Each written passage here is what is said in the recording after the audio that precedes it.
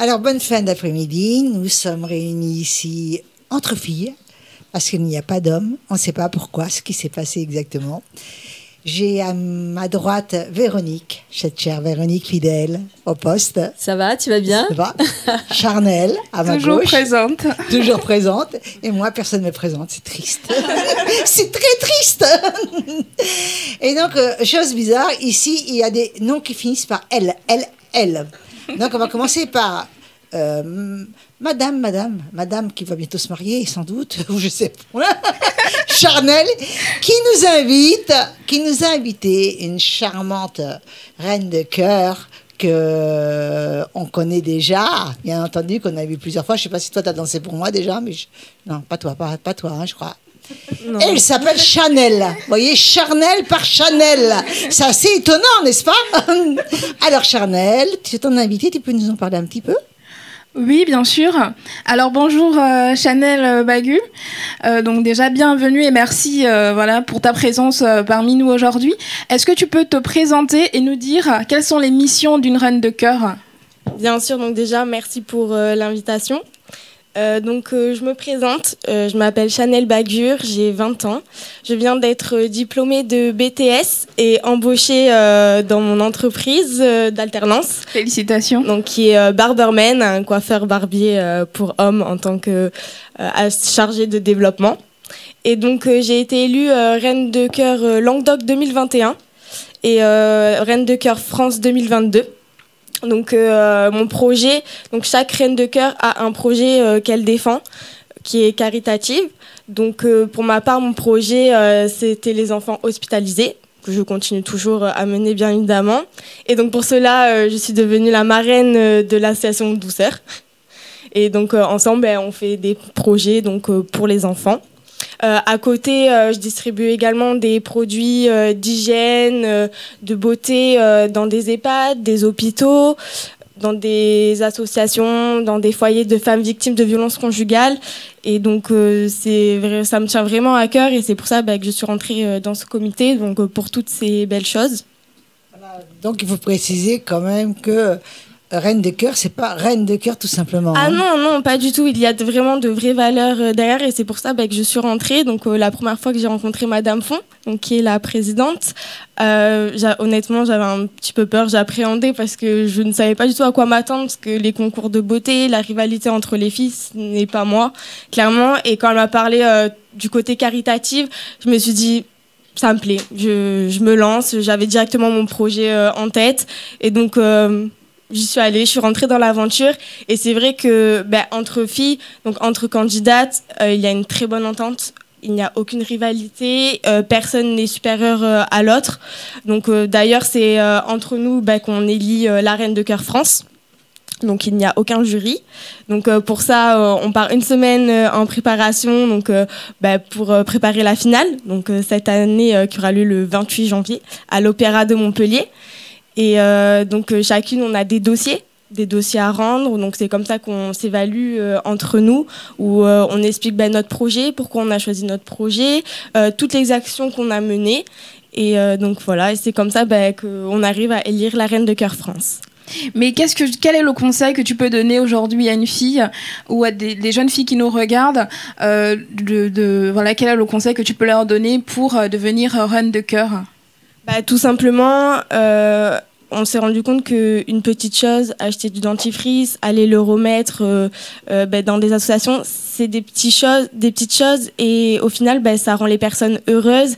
Et quand on voit tout le bien qu'on apporte avec ces petits moments, ça donne envie. Et vraiment, j'invite les filles à rentrer dans le comité pour ces valeurs-là, pour l'entraide, pour soutenir des personnes plus démunies et au niveau personnel comme professionnel, c'est vrai que le comité Reine de Cœur m'a permis d'avoir confiance en moi, donc de parler en public, faire des défilés et c'est vrai que derrière, personnellement, j'ai pris confiance et j'ai évolué au sein du comité. Voilà, comme tu as dit tout à l'heure, que tu as invité les personnes à entrer dans le cercle des comités de Reine de Cœur.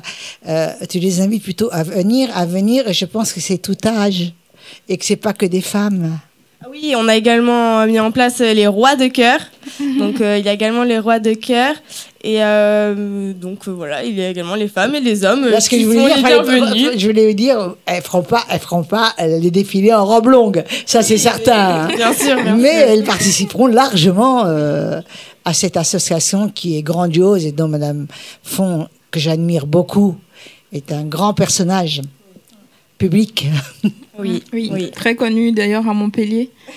Et d'ailleurs, en parlant d'actions caritatives que vous mettez en œuvre, qu'est-ce que vous avez actuellement de prévu ou en cours? Donc là, ce que je disais à Mélodie tout à l'heure, donc j'ai fait une récolte de jouets pour enfants. Donc déjà ça. On a été présente cet été à la patrouille de France, à Palavas.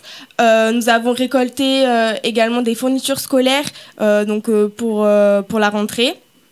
Et on continue comme ça à faire beaucoup d'actions. Là, on va organiser des défilés dans des EHPAD.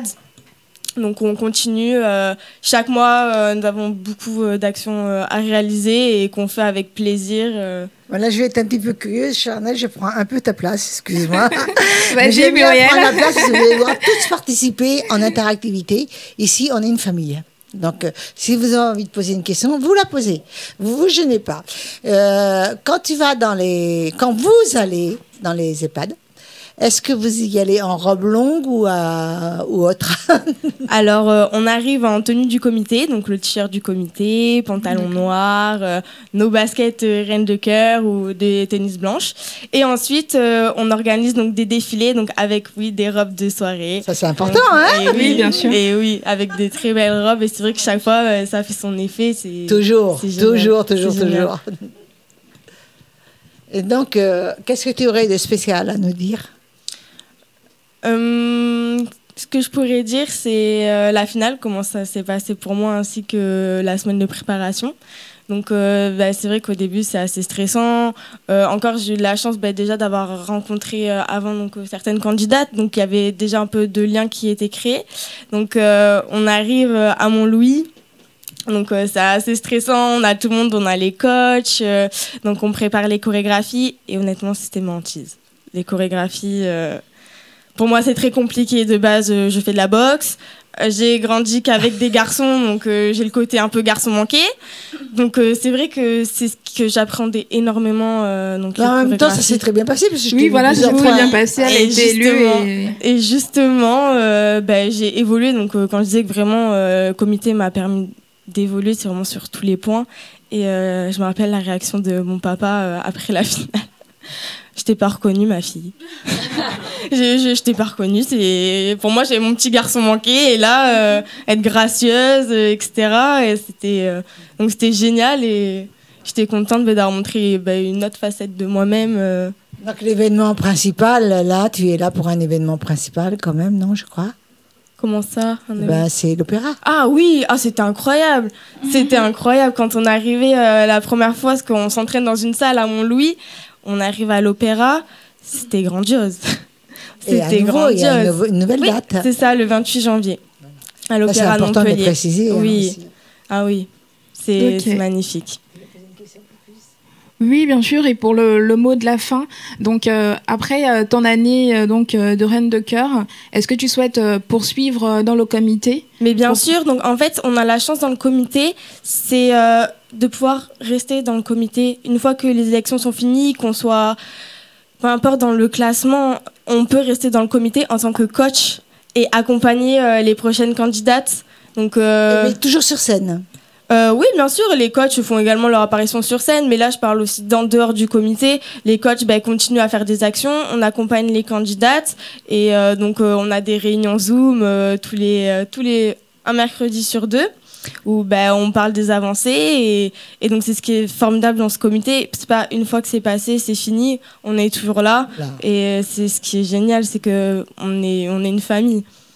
Voilà, donc nous avons eu plaisir oui, franchement, merci. À t'avoir. Merci à vous. Mais l'opéra aussi se manifeste la prochaine date? Le 28 janvier à l'Opéra de Montpellier. Voilà. On ira, Muriel? Moi, j'y suis toujours.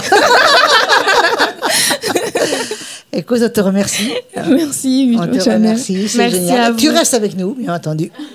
Quand on arrive, on part pas. Et là, nous avons une deuxième invitée, présentée par Véronique, qui s'appelle Syndra. C'est un groupe de rock. Et je pense qu'en te regardant, Oui. tu ressembles vraiment à un groupe de rock. Donc, j'adore. Ça fait tout de suite moins féminine, hein, mais bon. Peut-être pas. Alors là, oui, c'est le choc, pas des cultures, mais presque. Quoique, la féminité est bien là. On ne sait plus. On ne Voilà. sait plus qui. Et effectivement, Syndra, qui est auteur-interprète et qui fait partie de The Syndra Project. Ok. Tout à fait. Et Syndra, Syndra prend le pouvoir. Pas de liberté sans le point levé, si ça te chante, si ça te tente. Voilà, elle est très rock'n'roll et en même temps, elle est très, très réservée. Je crois que la scène lui permet d'exprimer plein de choses dont elle va nous parler. Et puis surtout, moi, ce que je voudrais savoir, est-ce que le rock, comme plein d'autres styles musicaux, est-ce que tu es tombée dedans quand tu étais petite ou c'est la rencontre ou l'écoute d'un artiste qui t'a donné envie? Ah non, totalement. Moi, mon père était batteur, donc forcément, je suis née dans la musique. Et ma mère écoutait H24, Tina Turner à la maison. Donc forcément, oui, j'ai baigné dedans. T'as baigné dedans et tu joues des instruments? Ta voix. En Ta privé, voix. en privé. Mon instrument, c'est ma voix. Pour le reste, oui. Oui, donc le rock, et donc tu es auteur, tu écris tes chansons. Je crois que tu travailles en collaboration. Il va venir tout à l'heure nous rejoindre sur le plateau. Donc c'est un travail à deux. Oui, tout à fait. Voilà. Est-ce que tes thèmes de prédilection, c'est quoi? Parce que quand on dit rock, on dit peut-être chanson engagée ou on a envie de crier. Moi, je pense à Trust, qui nous a fait Antisocial. Est-ce que toi, tu as envie de crier des choses que tu as au fond de toi? Bah oui, bien sûr. Le premier titre s'appelle Anarchie, donc forcément, on va pas se mentir. Après, oui, les titres sont très très engagés. On a écrit ça avec Phil pendant le confinement, donc forcément, il y avait plein de choses qui nous venaient. On les a posées, oui. Donc crier cette envie de liberté, Oui, c'est ça? totalement, bien sûr. Et alors j'aime bien parce que même si le nom du groupe The Syndra Project est anglais, tu chantes en français. Ah oui, c'est du rock français. Ouais, C'est du rock français. bien sûr. Et ce groupe existe depuis combien de temps? Est-ce que vous faites des tournées? Comment ça se passe? Ben, on s'est rencontrés le premier jour du confinement avec Phil. Et on a commencé à monter petit à petit l'album. On s'est enfermé pendant... Bah, vous aviez la C'est chance, j'étais déjà enfermé. Alors donc, voilà. Oui, mais alors on a Il n'y avait profité. plus que ça. oui, Il n'y avait plus que ça. Répétez.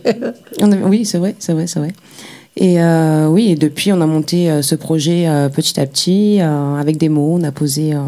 Puis on s'est rendu compte que musicalement, on était totalement fusionnels. Donc ça a été une belle rencontre. Du coup, c'est un projet récent alors? Récent. En fait, on aurait pu faire plein de choses s'il n'y avait pas eu le confinement. Donc ouais, maintenant, on y va, on avance. Donc combien de chansons? Donc là, il y a un album Oui, il y en a 12. qui sort, là, qui est sorti. Mhm. Et combien de chansons? Combien de temps ça vous a pris, en fait? Parce que bon, quand on dit souvent, on s'enferme, allez, on va créer, il y a ce processus créatif. Combien de temps vraiment ça vous a pris entre les premières idées? Voilà, moi j'aime bien qu'on parle du processus créatif. Alors le processus, il est simple. Phil m'a envoyé un message à 3h30 du matin en me disant « Tu n'as jamais écrit, tu vas écrire ». Donc à 4h30, 5h, je l'ai renvoyé, ce qui n'a plus rien à voir aujourd'hui, bien sûr, avec le titre. Et on a commencé à écrire comme ça.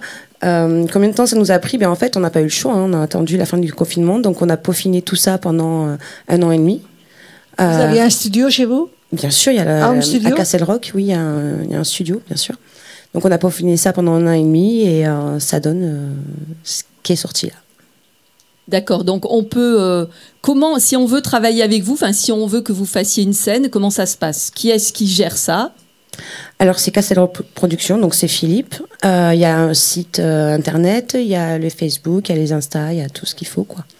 En tapant The Syndra Project, on trouve toujours... Toujours les réseaux sociaux. Oui, tout à fait. Et au niveau de la musique, donc, parce qu'il y a les mots, la musique, c'est toi aussi ou comment ça se passe? C'est nous, toujours, en fait. On se comprend qu'avec des regards. On n'a pas besoin d'autre chose, en fait.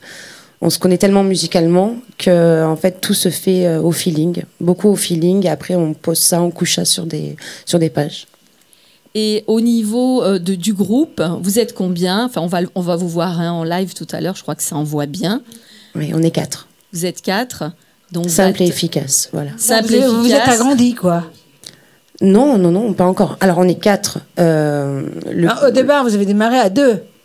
Ah bah oui, on a démarré à 2 pour composer. Après, on est 4 sur scène pour les concerts les plus simples. Après, on a quand même des choristes qui viennent se rajouter. Et surtout, on a Seb Sax qui vient nous poser. On a l'honneur de l'avoir sur scène avec nous. Ok. Et alors moi, ce que j'adore, c'est le look. J'ai pu voir aussi tout à l'heure Philippe, bon là il a enlevé, c'est dommage, mais cette idée, le côté rock, c'est vrai que c'est toujours un petit peu, bon il y a du noir, je vois la tête de mort, des fois il y a des clous, bon je vois que tu es très tatoué, j'adore. Et cette idée de kilt, elle est venue comment? Alors ça, c'était un défi à la base. Je pense qu'il y a plein de défis, parce qu'au départ l'histoire du défi pour l'écriture. Ah mais avec Phil c'est toujours comme ça, hein. C'est toujours comme ça. Mais oui, c'était un défi. On avait un concert cet hiver et il disait on vient comment? Je dis tu viens en kilt, comme ça on verra tes fesses. Est-ce qu'il avait une culotte? Parce qu'en principe avec le kilt il n'y a pas de culotte, hein. C'est mon producteur, j'ai pas le droit de le dire, mais moi je suis allée voir, il avait un caleçon, hein. Il n'a pas respecté, mais bon, c'est pas grave. Et donc du coup c'est resté, vous êtes tous... Ah bah oui, on a trouvé ça rigolo, et puis bon, ça nous correspond bien, un peu de folie, c'est toujours bon à prendre. Voilà, c'est ça, on met de la folie aussi, même à travers les messages que vous délivrez dans vos chansons, même si elles sont très rock. Est-ce qu'il peut venir nous rejoindre, Philippe? Oui. Carrément. Alors bravo, parce que Sindra, tout à l'heure, quand on s'est vu dans les loges, finalement, elle parle, hein, elle raconte un petit peu. Bah écoute, tu viens où tu veux, Philippe, allez, on t'accueille là. Alors, Philippe, je vais te poser la question, et pourtant, Dieu sait que ça ne m'intéresse pas, puisque j'ai ce qu'il me faut. Est-ce que tu avais ta culotte? Est-ce que tu vas avoir ta culotte dans le kilt? On va jouer là où on a joué. On va jouer. Oui. Est-ce que tu vas mettre une culotte? Non. Ah non. Ça mérite. Non, faut pas en mettre. Hein, faut pas en mettre. C'est ce jour-là qu'il faut pas que je passe sous le kilt. Regardez. Merci de nous accueillir. Donc voilà, ce qui est intéressant, je posais juste une question rapide. Quand tu as commencé à écrire, comment tu as pu calculer tes pieds sur la musique, etc. Parce qu'il faut bien... je sais pas si c'est la caisse lourde ou j'ai fait du rudimentaire au départ. D'accord. Parce que j'avais jamais écrit, donc oui, je calculais le nombre de pieds, le nombre de... Il m'a appris à me balader, en fait. Il m'a appris à ressentir les choses, oui. D'accord. Donc tu es à la SACEM, je suppose. Oui. Voilà. Alors, toi aussi, Phil. Bonjour. Toi aussi, tu es à la SACEM. Oui, bien sûr. Tu dis que tu ne vas pas rester là, hein, longtemps, hein, assis là, comme ça. Non, mais je vais m'en aller parce que... Pas que tu rêves, hein. Vous savez combien elle fait le poids, la petite, là? Non, c'est ce qui est agréable avec Sina, c'est que moi, j'y ai cru dès le premier... La première phrase qu'elle m'a envoyée, j'avais écrit dans la nuit un remix de What's Up de Fondant Blonde, un remix complémentaire, moitié techno, moitié hard rock.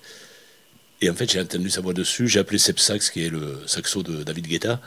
J'ai dit, tu as entendu ça? Il me dit, mais tu as toujours ce son sur Internet. J'ai dit, non, c'est vraiment une fille du coin. Et du coup, on est parti de ça. Et pour la petite histoire, parce qu'elle ne le racontera pas, mais un petit monsieur qui a aujourd'hui 78 ans, qui s'appelle Boris Bergman, qui a écrit tous les Bachung, par exemple, qui a écrit pour Johnny, pour tous les grands, lui a écrit un titre qui s'appelle Indifférence, qui est sur l'album, qui va sortir avec les paroles ni de moi ni de Sinra, mais les paroles de Boris Bergman. Et pour la SACEM, c'est sympa. C'est sympa. Donc là, tu sais, mon cher Phil, on va te demander d'aller t'habiller, parce que tu as du travail là, hein, pour passer sur scène. On te dit, oui, parce on lui que dit là, au revoir les filles. On va les écouter.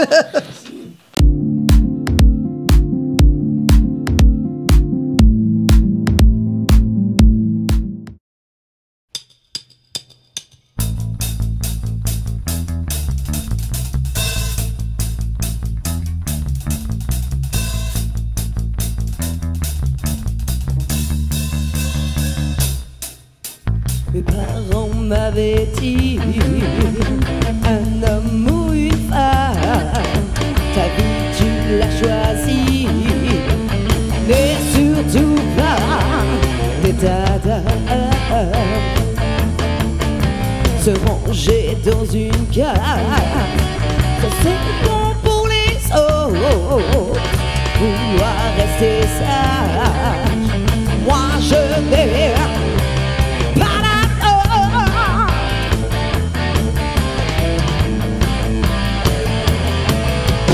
Trop détruire, compresser toutes ces religions blessées. La brebis s'est égarée sur le chemin, la vérité.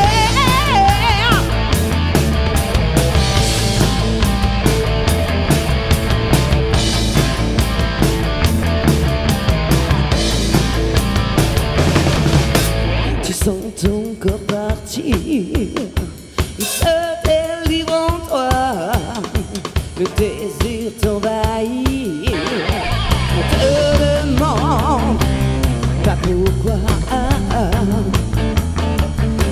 oh, laisse-toi aller, pas de grand choisi, il n'y a que ça de vrai, juste prendre du plaisir.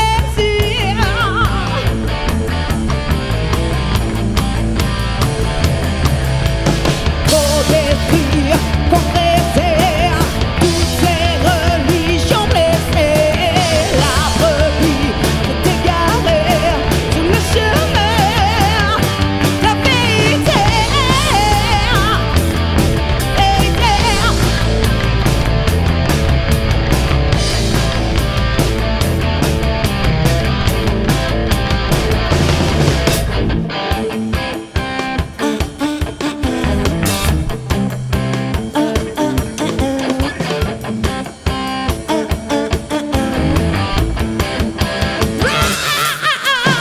Pourquoi doit-on se condamner à une vie oppressée? Liberté, égalité, faut pas seulement l'uriner. Faut détruire, compresser toutes ces religions blessées. La brebis s'est égarée sur le chemin.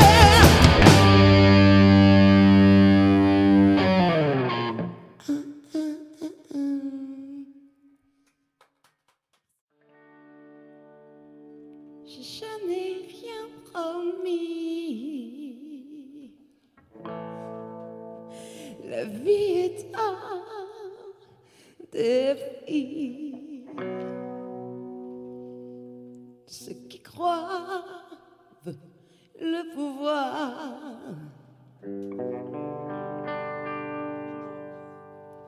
peuvent sortir les mouchoirs.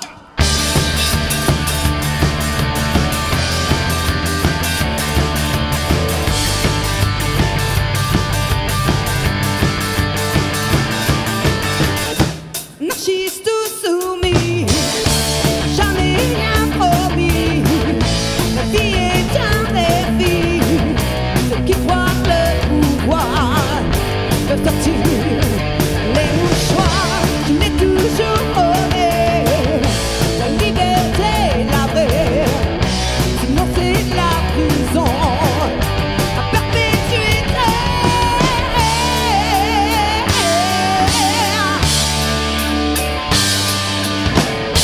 Anarchiste ou soumis, tu choisis ta vie.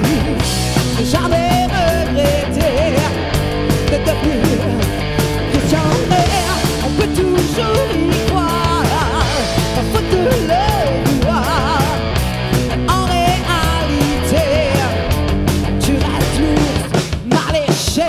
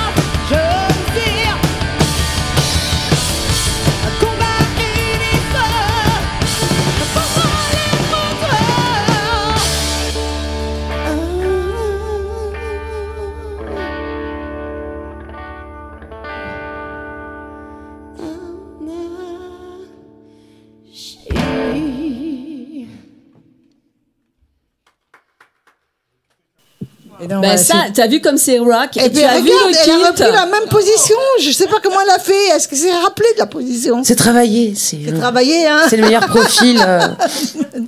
Ah, c'est génial. J'adore ce que tu fais. Et toi Merci. aussi, je sais. Alors moi je suis fan. Et est-ce que tu peux nous dire, donc tu peux t'adresser aux personnes qui regardent l'émission, où est-ce qu'on peut vous trouver, je crois, sur les réseaux sociaux, si on veut vous joindre ou vous voir ou vous suivre si vous partez en tournée?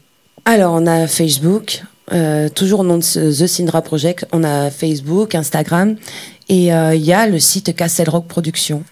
Donc, sur lequel on peut trouver le numéro de fil, on peut trouver le mail de fil, on peut tout trouver. Il y a un numéro de téléphone sur le réseau, donc. Exactement. Donc, c'est pas une cachotterie, on peut le dire, là, son numéro de téléphone. Moi, il y a écrit fil parce que je les apprends pas par cœur. Ah, donc voilà, je sais c'est ça. pas. Mais oui, on peut trouver. Mais écoute, on te remercie beaucoup. Bah, merci beaucoup, Sindra. Merci beaucoup. Par contre, Merci ce à qu'on vous. a oublié de demander à Chanel, c'est aussi comment on fait pour vous joindre. Et pareil, nous sommes également présents sur les réseaux sociaux, Facebook, Instagram. Donc voilà. Pas que ça, hein. Le site internet. Dès qu'on tape Reine de Cœur. Oui, bien voilà. sûr, oui, bien sûr. Vous allez sur internet, Reine de Cœur, comité Reine de Cœur. Et donc on a le site internet et vous nous trouvez sur les réseaux sociaux. Voilà, c'est super. Alors moi, j'ai le plaisir immense de recevoir quelqu'un que je connais très bien pour la bonne raison, c'est une des Love Sisters qui reste Love Sister à vie, donc bon, jusqu'à temps que ça existe, quoi. Parce qu'après on fait nous faire un peu de force. Mais en tous les cas, Axel a pris la poudre d'escampette pour voyager à droite, à gauche. Elle a fait son rêve, elle a réalisé son rêve, et j'ai le cœur qui bat au rythme de la musique. Et tu nous as écrit un livre qui s'appelle... Vas-y, ma chérie. Une musique dans le cœur. Et tu es coach et auteur. Oui. Et donc, j'aimerais que tu me parles de ton livre. Merci Muriel, je suis super contente de te retrouver. C'est une Moi grande aussi. aventure. La première fois qu'on s'est rencontrés, c'était en 2019. Raconte. Et voilà, et à chaque fois, c'est pour de nouvelles aventures. Donc merci de ta On s'appelle confiance. aussi au loin. Hein. Mais bien sûr. Et je suis contente de retrouver l'équipe aussi et de découvrir des nouveaux artistes. Hein, voilà. Alors oui, j'ai écrit ce roman qui est le premier volume d'une trilogie qui rejoint un petit peu mon métier de cœur qui est coach de vie parce que en fait, je trouve qu'il y a trop de gens encore aujourd'hui qui vivent pas vraiment leur vie, la vie de leurs rêves, et on mérite tous en fait de vivre vraiment la vie de ses rêves. On a tout en fait en nous pour ça, et du coup j'ai voulu le mettre vraiment en forme de fiction, de roman avec une intrigue, etc. Et je voulais que le lecteur progresse avec l'héroïne principale, même s'il y a plusieurs héros, héroïnes. Et on se retrouve avec une femme qui est dans une routine de vie à Paris, entre son métier d'infirmière et puis son compagnon. Et elle sent qu'il y a quelque chose qui cloche, mais elle se l'avoue pas et elle sait pas trop quoi. Et puis un jour, elle reçoit une lettre très singulière en provenance de Saint-Malo. Elle décide de s'y rendre, et là-bas, en fait, il y a son passé qui ressurgit. Et il y a sa vie qui bascule. Et dans ce premier volume, il y a vraiment une clé hyper importante pour elle qu'elle trouve et qui va lui permettre en fait de commencer à vivre vraiment autre chose par rapport à ce qu'elle a vécu jusqu'ici. D'accord. Je voudrais te poser aussi une autre question, savoir si dans ce roman, malgré tout, puisque c'est une trilogie, est-ce qu'il y a un peu de toi dedans? Il y a de loin. C'est-à-dire qu'en fait, je pense qu'en tant qu'écrivaine, tout ce qu'on écrit, Et de un peu près de ou de nous, loin. de notre Mais oui, cœur, il y a hein. toujours dans notre cœur et toutes les expériences, même un peu de toutes les personnes que je côtoie. Donc je me suis inspirée en fait de tout mon environnement aussi, et puis de mon imagination pour aller créer ce livre. Mais il n'y a rien d'autobiographique en tant que tel par rapport à ma vie. Non, mais souvent, il y a un peu de soi. Oui. Et dans l'écriture, quand même, on s'évade et on peut rêver. Et même parfois, même si on a de la peine, et si on écrit autre chose que son propre problème, on est bien. On Oui, est bien, tout à fait. on est Oui, heureux. tout à fait. Donc, tu as fait beaucoup de voyages ces derniers temps. Oui, j'aime profondément voyager, et donc maintenant, chaque hiver, en fait, je pars plusieurs mois en dehors de l'Europe pour découvrir des nouvelles terres, des nouvelles cultures, Alors, et ça me nourrit. Ce qui m'intéresse aussi, c'est quand tu pars comme ça, de toute façon, tu ne pars pas à l'aventure sans avoir un pied-à-terre. Donc, est-ce que tu loues ou est-ce que tu te fais héberger? Les deux, ça dépend en fait. Ça dépend des rencontres, ça dépend des opportunités, ça dépend des pays, mais les deux. Les deux. Ouais. Et comme mon activité de coaching, en fait, avec le Covid, bah, tout était fermé. Du coup, j'ai commencé à coacher les gens par Zoom. Et puis maintenant, en fait, toute mon activité est en ligne. Et du coup, je peux la faire de partout, du moment que j'ai une connexion Internet impeccable. Oui, là, on s'est rendu compte d'une chose extraordinaire, c'est qu'on pouvait faire beaucoup, beaucoup de choses Voilà. sur Internet. Ah ouais. Et ça, c'est extraordinaire. Exactement. Écoute, ma chérie, je vais te demander, parce que pour moi, c'est le principal, quand même, le but principal de ton invitation. Mais cela dit, c'est un plaisir de te recevoir. Et je voudrais que tu me lises Un passage. un beau passage de ton Ouais. livre. Alors, est-ce que je pourrais demander à une de mes gentilles et jolies voisines de me tenir le micro? Parce qu'en fait, Tu lis mais près de la bouche. je pourrais pas le tenir en lisant. Alors. Il murmure des injures confuses d'une voix basse et perdue, une voix de plaine sans chemin. Puis il se redresse à son tour et plonge vers elle, posant son visage sur ses genoux, fouillant son odeur, les larmes et les longs cheveux de Sarah entremêlés aux siens. Ils restent ainsi enlacés l'un à l'autre, immobiles, un temps infini, puis il sent monter en lui un désir désespéré, celui de la posséder, promesse d'un instant d'éternité, sans mémoire, sans angoisse. Il a besoin de lire son corps avec ses mains, sa bouche, son nez, avec tout son être. Il embrasse ses lèvres, caresse sa poitrine, son ventre, son sexe. Puis ils fondent l'un sur l'autre, l'un dans l'autre, s'enfoncent dans la folie de croire encore qu'ils forment un bloc, que rien d'autre que l'énergie puissante de leur amour ne peut s'immiscer entre eux. Plus tard, dans la nuit, à l'heure où l'aube éclaire timidement la forme des rideaux, Mathéo regarde Sarah. Il ne sait s'il a dormi, il a repassé en boucle le film de leur rencontre et de leur vie à deux, puis à trois et à quatre, et a la sensation d'avoir été roué de coups.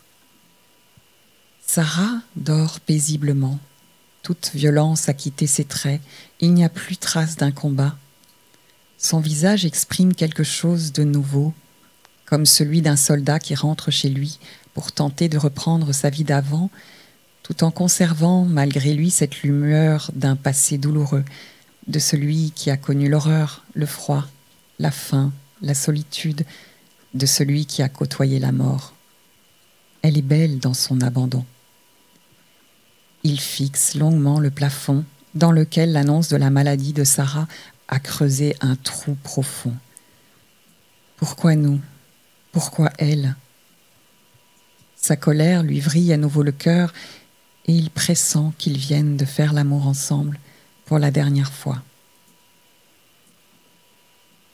Très, très, très, très beau. Ouais, c'est vraiment très beau. Et très sensuel Merci. aussi, très sensuel. Hein. Donc, c'est très... Et donc, ce livre est sorti, là, je suppose. Il est sorti.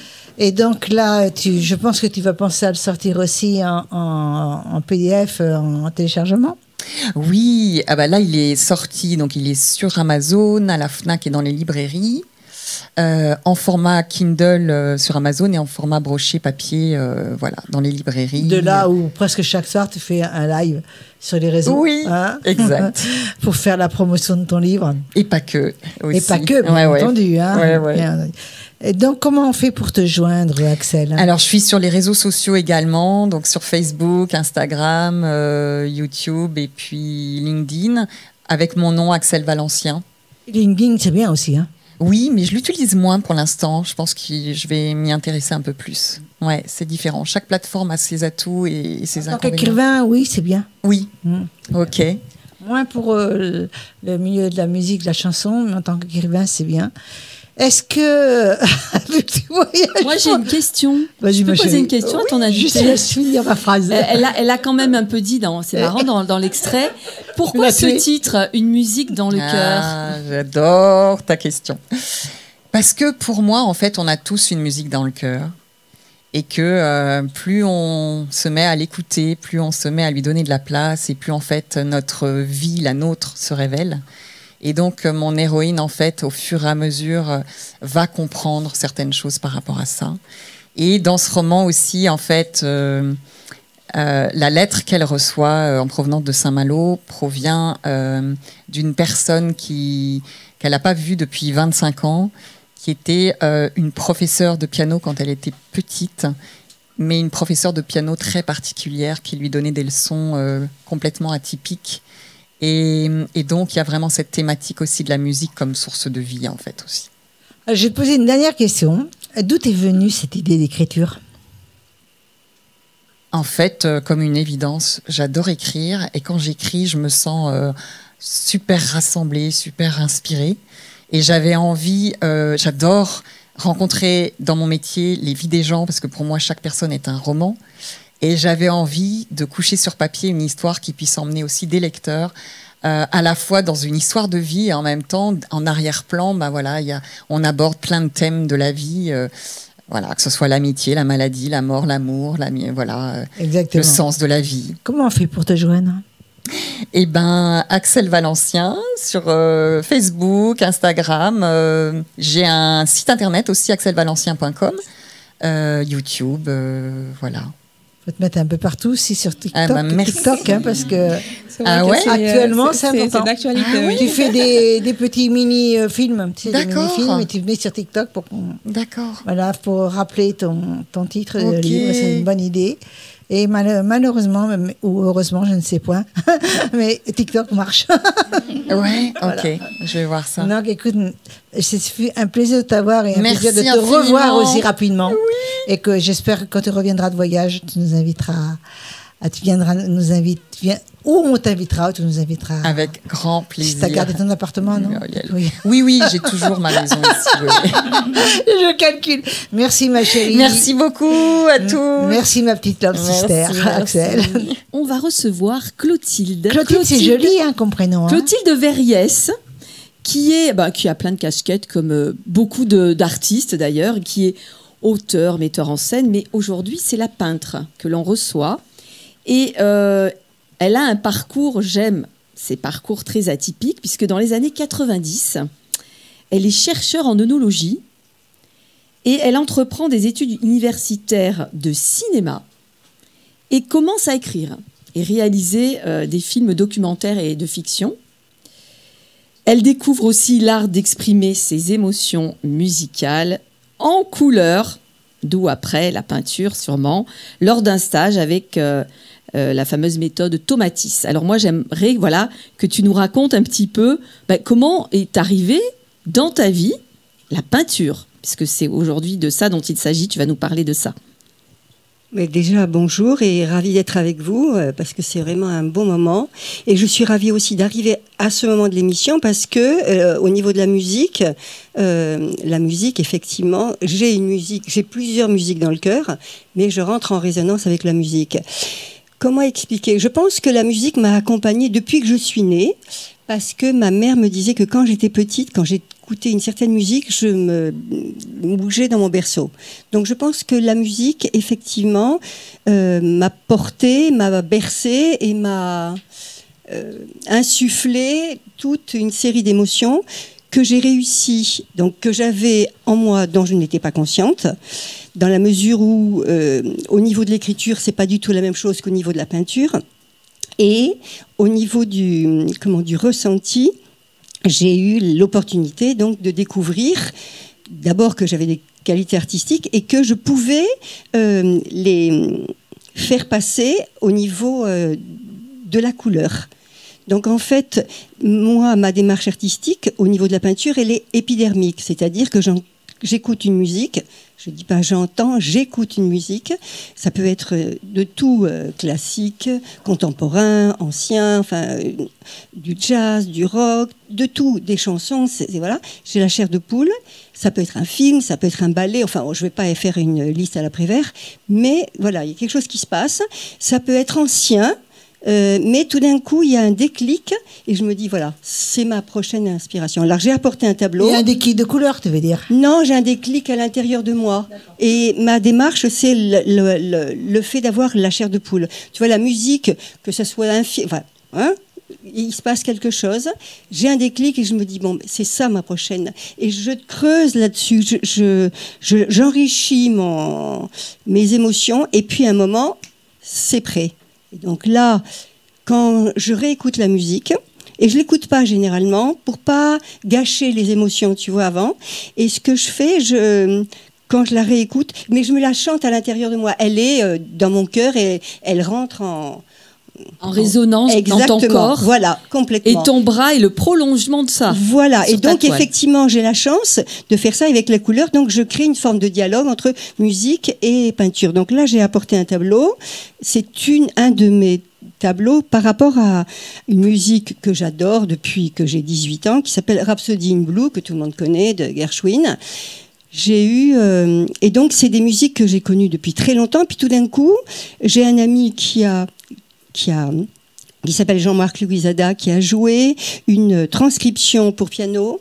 Et là, je me suis autorisée. Parce qu'en fait, il faut avoir du culot quand même pour que ce soit du Mozart, Bach, Beethoven, enfin, les pointures, ou même des films, que ce soit Interstellar, que ce soit La Tortue Rouge, Out of Africa, enfin...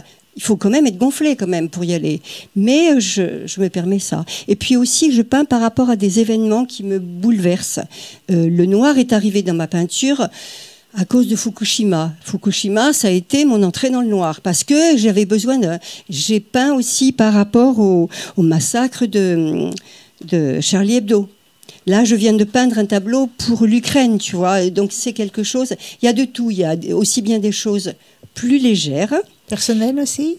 Mais oui, forcément, il y a des choses, des questionnements, des rencontres, des découvertes, et ça mature à l'intérieur de moi, et tout d'un coup, c'est prêt et ça sort. Voilà. Donc tout est source d'inspiration en fait, parce que oui. comme oui. nos invités, oui. comme Sindra, comme Axel, voilà, là, toi, tu as trouvé ce médium aujourd'hui, puisque bon, tu écris aussi, qui est la peinture et de mettre de la couleur oui. ou de la noirceur, puisque oui. quelque part, oui. c'est aussi l'humain, on est ombre et lumière. Et tu peux nous le montrer, le tableau? Enfin, je ne sais pas si on le voit, si tout le monde l'a vu. Donc, voilà. Redis-nous l'inspiration de ce tableau. Rhapsody in Blue.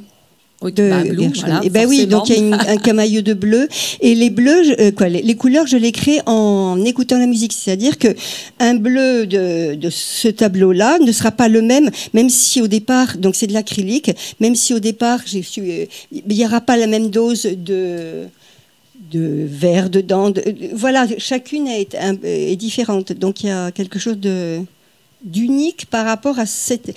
Et alors, ce que je veux faire, et ce que j'ai commencé à faire, c'est de faire des installations sonores. C'est-à-dire ce dont je me suis rendu compte, pour en venir à ce que tu disais, la musique dans le cœur, quand tu regardes un tableau qui a été peint avec la musique, si tu l'écoutes avec la musique guide ton œil et c'est extraordinaire. Parce que le tableau, il vit. Alors, j'ai pas la prétention de dire que j'ai fait des trucs extraordinaires, mais ça apporte ou pas une dimension supplémentaire et le spectateur ou la spectatrice rentrera ou pas dans le tableau parce que ça fait sens par rapport à une émotion, puisque là, il y a toujours des sommes d'émotions, c'est pas une émotion. Le tu sens joues de sur la vie. le sens de la vie, Oui, le sens, bien la sûr, vue. Oui, pourquoi Louis. l'artiste, pourquoi on est là, pourquoi on fait ce tableau-là et pas un autre, pourquoi mais même on est là à cet instant T ensemble dans cette émission, tu vois, il y a toujours quelque chose qui fait que, et ça rejoint donc ce qu'a dit Axel, le fait de prendre sa vie en main en quelque sorte. C'est un privilège, c'est quand même un privilège. Ah, oui. Et tout le monde ne l'a pas. Hein. Tu as parfaitement raison, tout le monde Muriel. ne l'a pas, ce privilège. Tu as raison. Donc moi, je sais que je me suis octroyé ce privilège il y a une dizaine d'années. Voilà. Avant, j'avais des contraintes maternelles et je me suis un peu... mais comme font beaucoup de femmes, pas s'aborder, mais effacer. La vie de maman avant tout. Voilà. Où est-ce qu'on peut voir tes toiles? Est-ce que tu fais des expos? Est-ce que tu es dans une galerie? Est-ce qu'on a quelques toiles à toi ici en vidéo? Oui, je t'en ai envoyé. On va les regarder? Tout à fait.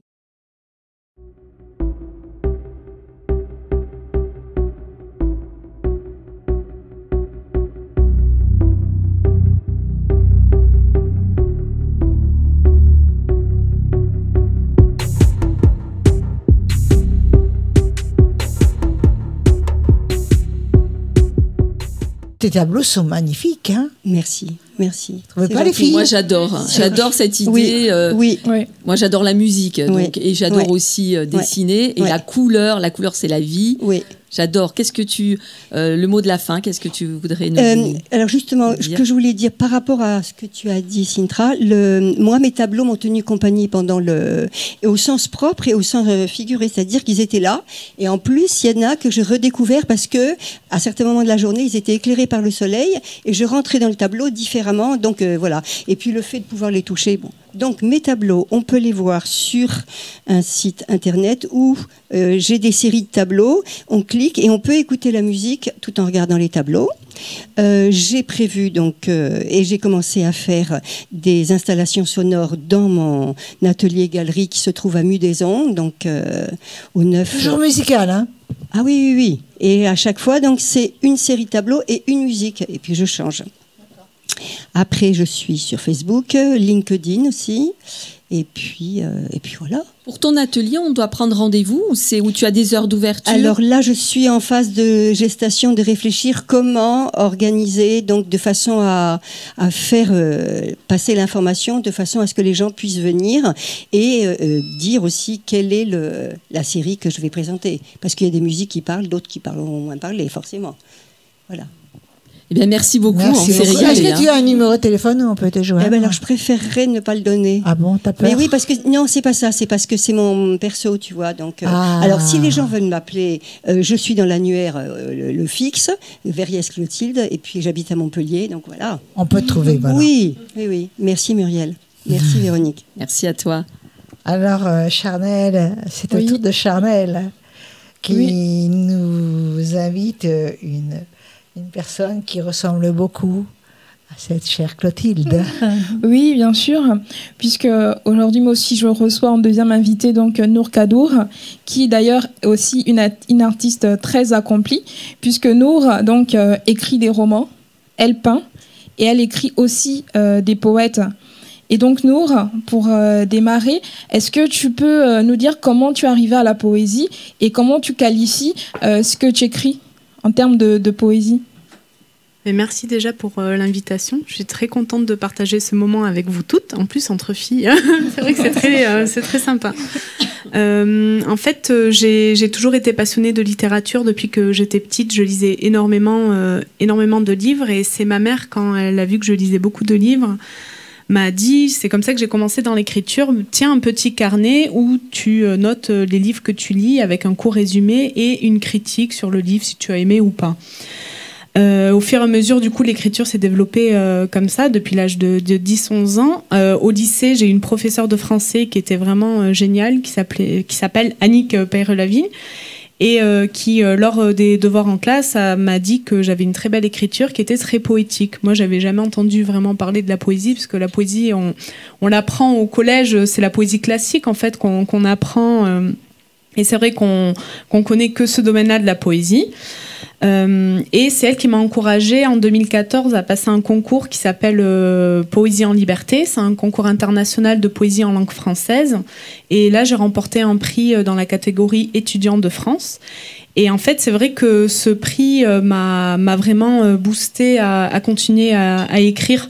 C'est vrai que je dis que les prix n'ont pas souvent de signification, parce que c'est pas parce que quelqu'un a eu un prix que ce qu'il a fait est mieux qu'un autre. Mais c'est vrai que personnellement, moi, ça m'a aidé en fait à me dire, il y avait quand même quelque chose à développer. D'accord. Donc voilà. Et à partir de ça, après, j'ai écrit ce recueil de poèmes qui s'appelle Larmes de lune. Ce recueil de poèmes est né après mon retour en Syrie, parce que je suis franco-syrienne, mes parents sont d'origine syrienne. Et l'été dernier, je suis retournée en Syrie, donc j'étais pas retournée depuis la guerre. Et c'est vrai qu'à la suite de ça, en fait, énormément d'émotions sont apparues. C'est pourquoi tu m'as dit en fait que tu qualifies ta poésie d'engagée. Voilà, tout à fait. Pour moi, ma poésie, elle est vraiment engagée. La poésie, elle a un sens, c'est-à-dire qu'elle est là pour dénoncer, pour montrer les choses en fait qui peuvent être difficiles dans la vie qui nous entourent, comme la guerre, l'exil, la maladie, la souffrance. Mais la poésie est pour moi comme une arme pacifique qui va justement aider à dénoncer ce genre de choses-là, mais de façon belle, parce que la poésie quand même, c'est l'inspiration, c'est la nature qui nous entoure, c'est des émotions. Donc c'est puiser toute cette énergie positive pour essayer de dénoncer des choses qui sont un peu moins sympas. Alors Nour va nous lire un passage qui est d'ailleurs très intéressant, puisque j'ai eu l'occasion de pouvoir consulter ses poèmes. On t'écoute, Nour. Oui. Alors le poème que je vais vous lire s'appelle « Rêve brisé ». Tu dis que le vent n'a pas d'ailes. Tu dis que la nuit n'a pas de lumière. Tu dis que les songes ne sont pas bleus. Tu dis que l'horizon n'a pas de racines. Tu dis que la pluie n'a pas de mots. Mais moi, que me reste-t-il alors lorsque l'électricité m'abandonne, lorsque la faim gronde dans mes boyaux, lorsque la fumée envahit mes yeux? Que me reste-t-il à espérer quand les bombes jaillissent dans mes tympans, quand le tonnerre gronde dans mon âme, quand la violence écorche mes prières? Tu dis que la guerre n'a pas de solution, mais moi je te dis qu'il est beau de rêver. Franchement, bravo. Moi, je ne sais pas pour toi, Muriel, mais moi, je suis très touchée par ça. Je suis toujours touchée par l'écriture, quelle qu'elle soit, mais c'était très beau. Mais je suis toujours touchée du privilège, comme je te disais, d'avoir le droit de construire quelque chose, de créer quelque chose. Et pour moi, tout le monde n'a pas cette chance. Et donc, se découvrir jeune, c'est déjà très beau. Et d'être bercé dedans, c'est encore plus beau. Alors, se découvrir sur le tard, c'est bien dommage parce qu'il y a des années perdues. Là, c'est génial. J'aime beaucoup. Les racines n'ont pas d'horizon. D'accord. Moi, ce qui m'a vraiment plu avec Nour, c'est parce que lorsque tu m'as dit en fait que tu écris et en même temps tu peins, est-ce que tu nous as apporté une toile? Est-ce que tu veux nous en dire un peu plus? Oui, en fait, moi j'ai découvert la peinture lors du confinement. Ça m'a beaucoup aidée parce que je vivais toute seule à l'époque. Et j'ai été toujours passionnée de peinture. La couleur m'a toujours inspirée, mais j'ai jamais osé sauter le pas. Et en fait, c'est du coup durant le confinement où j'ai eu le temps d'explorer ça. Et chacune de mes toiles est accompagnée justement d'un court poème. Comme ça, je peux allier mes deux passions à la fois. Et pour moi, justement, la peinture est le prolongement. Je trouve que c'est aussi de la poésie. La peinture, c'est la poésie des couleurs.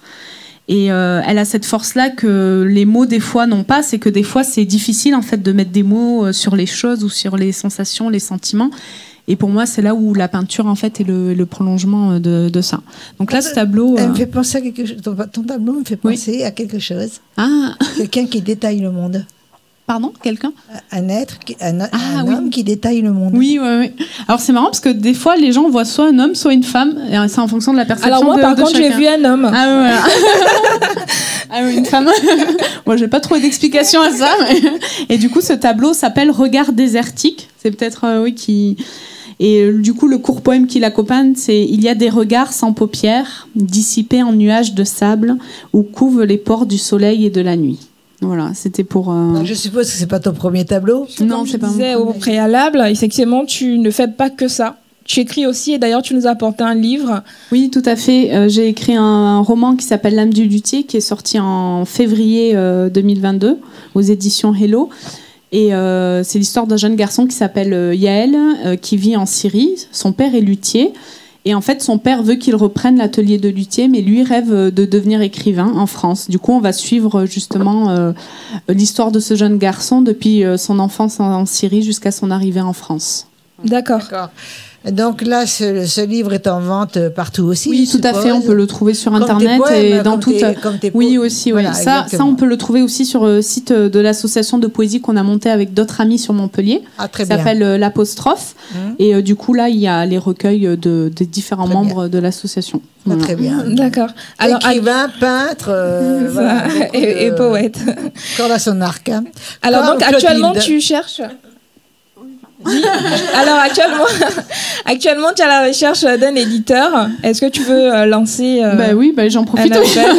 J'ai un texte là, qui va sortir en janvier prochain, un recueil de poèmes qui parle des femmes justement, qui s'appelle Le silence pour son, qui est en fait un recueil qui regroupe les voix de femmes à travers le monde, parce que j'adore voyager aussi comme Axel, et du coup comme toi je trouve que chaque personne a une histoire et chaque personne est un livre.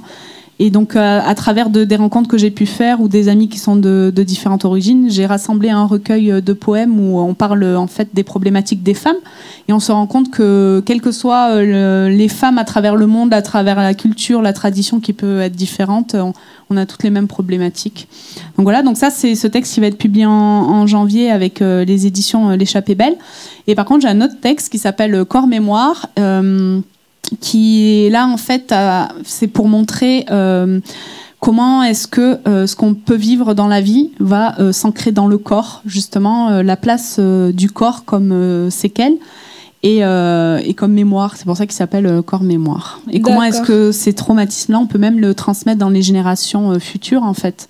Ça fait beaucoup d'infos, hein, oui. Mais j'espère que l'auditeur va pouvoir avaler toutes les infos. Hein. Alors, où peut-on te trouver pour conclure? J'ai un site internet, donc nourkadour.com, ça c'est pour les livres. Pour la peinture, c'est nourapaintings.com. Et après, sur Facebook et les réseaux sociaux, Instagram. D'accord. Merci. Merci à vous. Merci, Nour. Alors là, nous avons une belle surprise. Nous avons décidé toutes les trois de présenter notre dernière invitée sur ce plateau qui s'appelle Mélodie. Mélodie fait quoi? Ben oui, Mélodie, voilà, elle fait. Alors, quand on la voit déjà, le prénom Mélodie, ça inspire superbe, la musique, oui. ou l'écriture, parce que Association 12, c'est quoi exactement, ma chérie? Voilà. On avait rendez-vous. Hein. Mélodie, effectivement, va nous présenter son association Douce Heure, qui s'occupe des enfants malades. C'est ça. Par le biais, effectivement, de la poésie et plusieurs mécanismes. On t'écoute. Pas forcément la poésie, mais bonjour à toutes et à tous. Et un grand merci de m'accueillir sur ce beau plateau. Et c'est un privilège d'être accueillie par toutes les trois. Alors, l'association Douce Heure a été créée en 2014. C'est une association montpelliéraine. Et on a comme rôle, donc Douce Heure a comme rôle de contribuer au bien-être et au confort des enfants hospitalisés et au confort de leurs proches. On intervient dans les services pédiatriques du CHU de Montpellier et également à l'Institut Saint-Pierre de Palavas-les-Flots, donc pas très loin d'ici. Et le but, en fait, donc, comme je vous le disais, c'est de contribuer à leur bien-être. Comment est-ce que l'on fait? Voilà, ça c'est intéressant. Voilà. Hein. Oui. On va offrir des soins de support. Donc, je ne sais pas si vous connaissez les soins de support, peut-être pas. Je vais vous l'expliquer rapidement. Des soins de support, ce sont en fait des soins qui viennent en soutien, en appui des soins médicaux pratiqués habituellement. Donc, ça va pouvoir aider donc l'enfant, en l'occurrence, à accélérer son processus de guérison. Ça va lui apporter confort et bien-être. Ça va aider également à diminuer les effets secondaires. Et en premier lieu, évidemment, ça va lui permettre d'améliorer sa qualité de vie pendant son hospitalisation et pendant sa maladie. D'accord. Et donc, j'ai une question à te poser quand même. À un moment donné, toute cette intervention sur des personnes de cœur comme vous toutes était boudée par le milieu hospitalier. Parce que c'est comme si vous leur voliez... Ouais, non, là, mais c'est vrai. Oui, à une époque, là, ça fait maintenant 8 ans que Douce Heure existe. Et maintenant, on a vraiment notre place dans les services. Et c'est une réelle collaboration avec le CHU. Oui. Dieu sait ce qu'on en a besoin. Tout à fait, Ouais, et voilà. surtout en cette période. Et moi, je suis très curieuse parce que tu parles de support. Oui, je vais y venir. Voilà, je pense que tu vas y venir, Bien mais sûr. comme ça, du coup, ça justifie que toutes les trois, on te pose des questions. On fait pas potiche, comme tu dis. Donc, du coup, moi, ce qui m'intéresse, moi, je suis une créative dans l'âme, on est tous des créatives. Quel est le médium, quels sont les médiums que vous utilisez pour que, justement, ces enfants Donc il y en a plein, donc je te laisse nous raconter ça. Alors on va leur offrir donc des soins de support comme je vous le disais. Donc en premier lieu, il y a de la socio-esthétique. La socio-esthétique en fait c'est une branche de l'esthétique qui en fait si on décompose le mot socio-esthétique, socio on s'adresse à un public en situation de fragilité, de vulnérabilité, et esthétique, comme on connaît toutes en tant que femme en plus, de l'esthétique. Donc ça va être des soins tels que du modelage, du massage, des tatouages éphémères. Tu rapproches ton micro ? Oui, ce sont donc des tatouages éphémères qu'on aime bien appeler tatouage courage, puisque l'enfant, quand il est hospitalisé, il n'a pas souvent le sourire, et quand on lui amène son super-héros préféré en tatouage éphémère ou une petite licorne, là tout de suite il retrouve le sourire et ça va lui apporter courage et force pour faire ses examens, pour un examen intrusif, une intervention intrusive par exemple. On propose également des poses de vernis, donc de la couleur, des paillettes, voilà. Donc ça va être ça dépend de l'âge de tout à fait. l'enfant Donc malade. oui, donc on intervient aussi bien de l'enfant dès sa naissance jusqu'à l'âge adulte, jusqu'à même plus de 20 ans. D'accord. Voilà. Et la socio-esthéticienne, donc Élodie, a son rôle également dans une phase de conseil. Elle est là aussi pour apporter un accompagnement à l'enfant et va lui prodiguer donc des conseils sur l'importance d'hydrater sa peau, par exemple, avec des traitements lourds. Voilà. Oui, les traitements lourds. Oui. Justement, il y a une question que je vais te poser parce que je n'ai pas eu de réponse parce que je me la suis jamais vraiment posée, mais je viens de me la poser à la seconde. Dis-moi tout, Muriel. Et donc, bien entendu, tu as affaire à des enfants qui ont le cancer. Alors, on intervient auprès des enfants, comme je vous l'ai dit, sur tous les services pédiatriques. Voilà. Donc, il va y avoir tout type de pathologie, de la plus légère à la plus Mais comme lourde. je veux que tu en dises le plus possible, j'allais très vite dans ma question. Et donc, je voudrais savoir, à un certain âge, s'ils ont les mêmes droits que l'adulte d'avoir, la petite fille, une perruque. Bien sûr. Voilà, c'est ce Bien que je voulais sûr. savoir. Tout à fait. Alors, très important. Oui, nous, ça ne va pas être notre rôle, ça va être plutôt le rôle de la Ligue contre le cancer de Montpellier, par exemple. Nous, on est vraiment là pour apporter donc, le confort et le bien-être. Et je voulais pas dire. C'est bien de le savoir aussi, oui, ça. Tout à fait, tout à fait. Et le rôle aussi de la socio-esthéticienne pourrait être, par exemple, aussi sur le maquillage correctif. Refaire une ligne de sourcil quand le cil ou le sourcil est perdu. Enfin, voilà. Mais il est perdu provisoirement quand c'est la chimio. Mais c'est il important aussi après. qu'ils reviennent pour l'estime c'est pas de sûr soi qu'ils reviennent. et mais pour quand on se voit dans le miroir, même si c'est pas pour longtemps, mais voilà, pour l'estime de soi et la confiance en soi. Je pense qu'on perd nos cils aussi. Hein. Oui. Voilà, donc c'est comme une pelade. Hein. C'est voilà. ça. Exactement. Alors, ma chérie. On propose également donc des soins on propose également de l'art-thérapie. Donc en fait, c'est l'utilisation de l'art dans toute sa splendeur. Donc il va y avoir de la peinture, de l'argile, du tissu, enfin tout un tas de matières.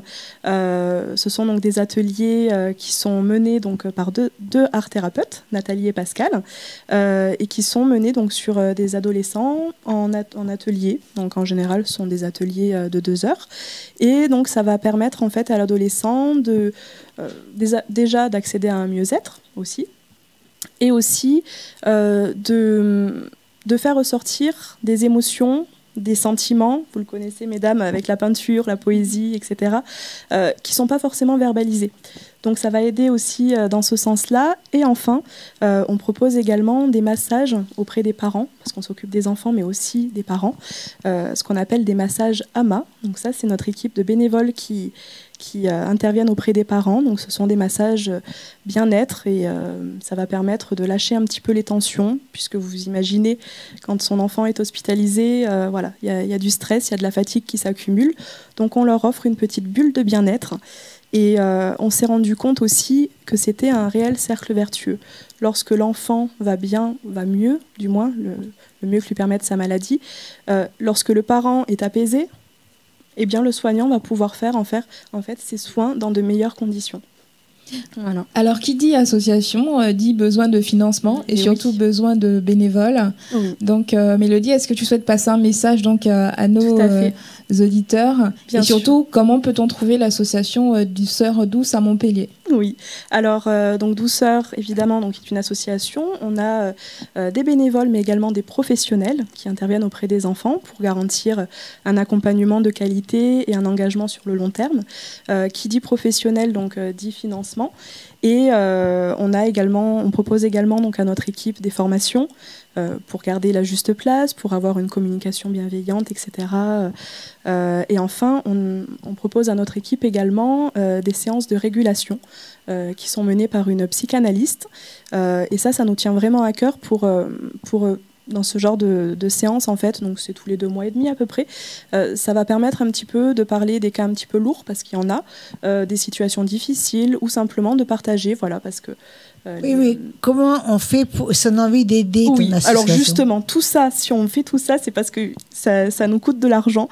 Donc évidemment, on est à la recherche continuelle de fonds.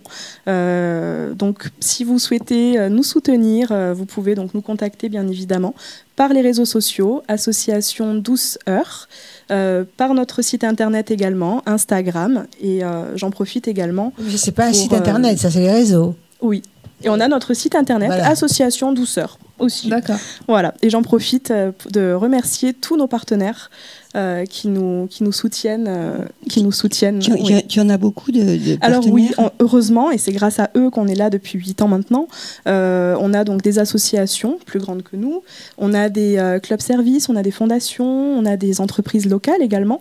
Voilà, donc on les remercie chaleureusement parce qu'on sait que c'est aussi grâce à eux qu'on peut offrir ces postes bien-être pour redonner le sourire à tous ces enfants et à ces parents. Et surtout, pour conclure, il ne faut pas effectivement oublier de préciser que donc, Chanel, qui est ici présente, c'est bien la marraine de l'association Douceur. Tout à fait. On a le bonheur et le privilège d'avoir notre marraine, donc Reine de Cœur France, Chanel. Et on a eu le privilège également de participer à la belle finale au Corum, à l'Opéra en janvier. Et pour finir, donc, comme tu le disais tout à l'heure, Charnel, on est évidemment à la recherche de bénévoles, surtout de bénévoles pour les événements. Donc, ça serait des bénévoles en renfort. Et d'argent évidemment, d'argent, évidemment. Tout à fait. Et sachant que... C'est vrai. Tout à fait. Et puis, il faut dire aussi que donc, tout don est déductible d'impôts de 60 à 66%. Ils ont bien compris, les gens, t'inquiète. Voilà. Mais c'est important de le rappeler. Elle a raison, et c'est très important parce que quelquefois les gens l'oublient, ce genre de entre guillemets détails. C'est envie de l'oublier, mais tout le monde le sait. Mais c'est comme tout, hein. Oui. Ça les arrange d'oublier. On te remercie. On te remercie beaucoup. Ça fait un plaisir de vous recevoir toutes. Et vraiment, nous avons toutes été bien. On a été extraordinaires. Les filles, vous pourriez parler, dire un petit mot gentil quand même. Hein. Merci. Merci. Vous avez été cet accueil. Vous avez été super, vraiment. Et je vous fais à toutes des gros bisous. Merci. Et on dit à nos auditeurs, et on remercie aussi la régie. Oui, merci la présente. Voilà. Et il y a Philippe Monnier qui aime bien qu'on dise son nom. Hein. Nico et Michel, maintenant, le nouveau arrivé. Et là, je ne sais pas s'il va prendre la poudre d'escampette, mais peu importe. Et on vous dit tous bye bye.